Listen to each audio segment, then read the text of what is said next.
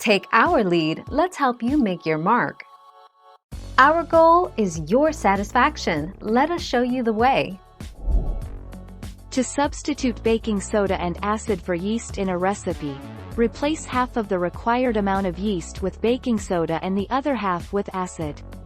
For example, if a recipe calls for 2 teaspoons of yeast, simply use 1 teaspoon of baking soda and 1 teaspoon of an acid.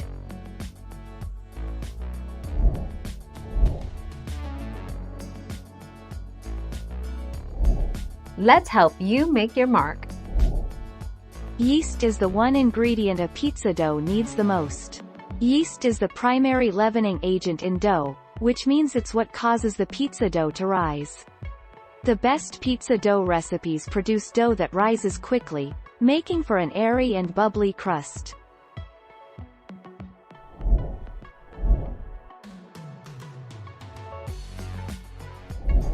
Make your mark, take our lead.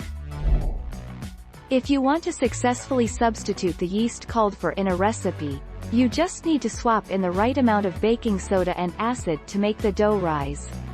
You can use lemon juice, buttermilk, or milk combined with an equal part of vinegar as your acid. Add all the ingredients according to the recipe.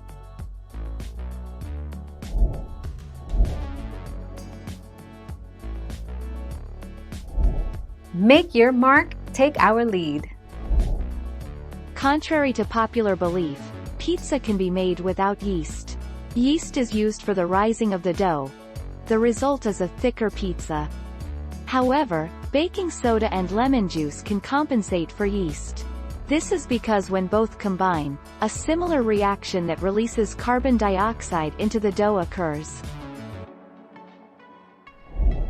Thank you for watching. Please subscribe and hit the bell notification.